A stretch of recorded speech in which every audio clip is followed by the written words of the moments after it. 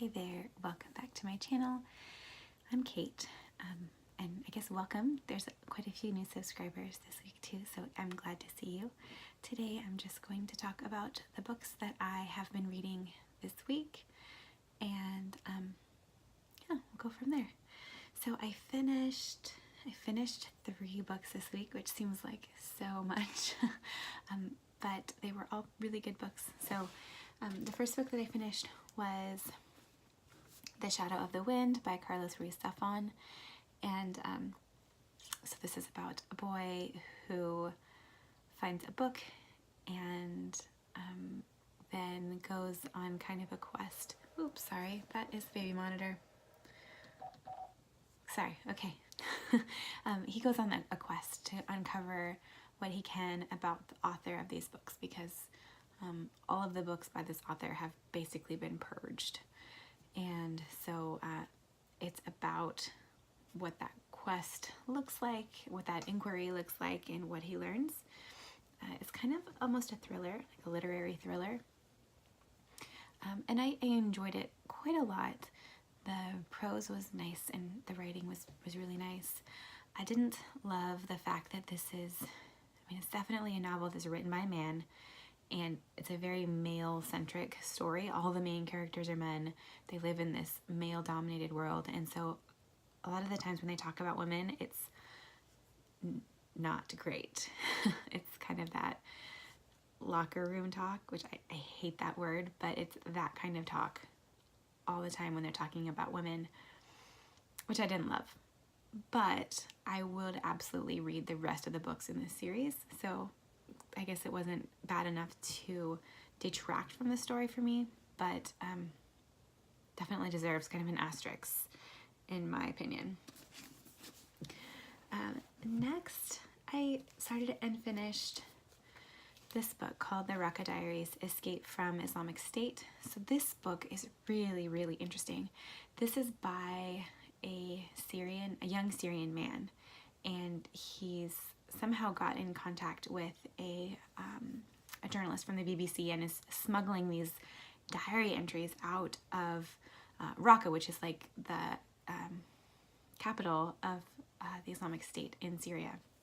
And so he chronicles how things are changing for him every day, how things are changing around him, what his experiences are with the Islamic State actors in his city, and kind of what his thought process is as this is all happening to him. And it's fascinating. It's a very short book. I think it was like 100 pages, because the pages are super thick. Yeah, 106 pages. The paper is really thick, and it's peppered with drawings, which really add to kind of the ambiance of the story on the one hand. On the other hand, I felt like the illustrations kind of detracted from the story, because this is such a unique own voices perspective of what's happening in Syria right now, and then the drawings were done by someone who is not Syrian at all. And so in that way, it was distracting to me, because while I felt like they did capture what I was reading of the story, I didn't want to rely too much on the illustrations to inform my reading of the story, if that makes sense. But I really, really enjoyed it. I really recommend it if what you're looking for is just the way that Daesh, that's the name of the Islamic State, or the word for Islamic State, the way Daesh is experienced in Syria. So there is absolutely no background on Assad or Syria or anything like that. So if you're looking for the political background, it's not here. But this book will tell you, excuse me, this book will tell you what the people who are experiencing the bombs, experiencing the planes flying overhead, experiencing this new Sharia law, how they feel about it. And it's fantastic, and it was a super quick and easy read. I really, really recommend it. It's graphic, but it's not gratuitously graphic. if that makes sense. So, yeah, I recommend it for most everybody. I think it's a really good book. Next, I really switched gears and went for a cozy mystery because it was a lot of heavy reading.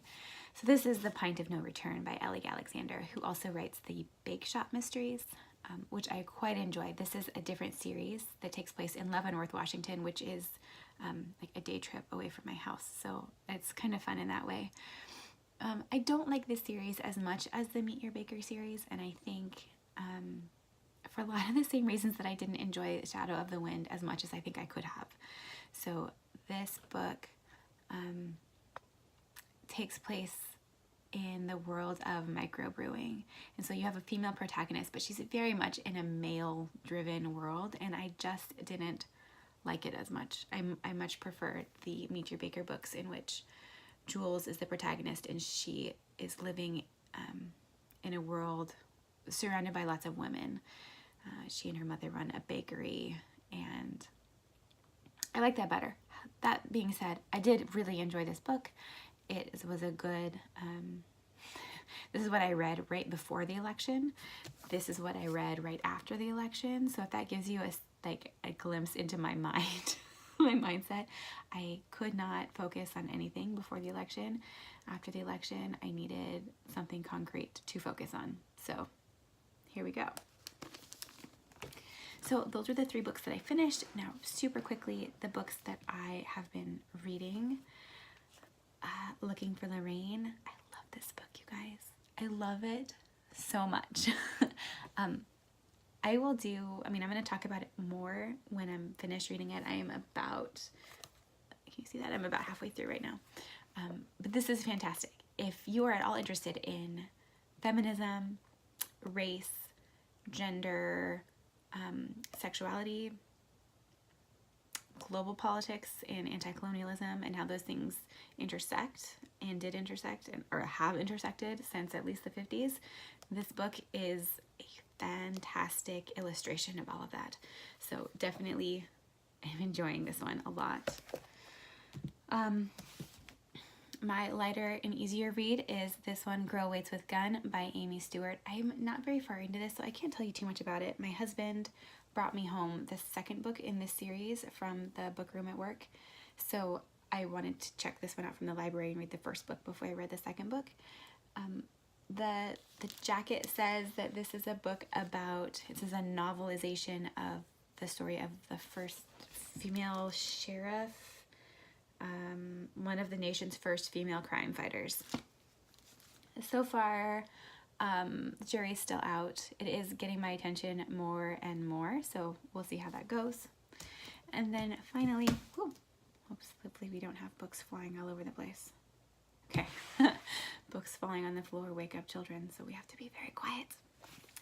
The final book that I've been reading this month is Hannah Arendt's The Origins of Totalitarianism. I finished the first 2 chapters in here, and I don't know that I'm going to say too much about it right now again, but if you're interested in how groups of people become othered and become and then become complicit in the way other groups of people become complicit in the way the government does the othering, so far this book is fantastic for that. So that is a lot of books that I've been working through this week, but I'm actually really enjoying them, and I hope that you have been enjoying what you were reading as well this week. If you have anything you want to chat about, please leave me a comment down below, and I will see you next week. Bye.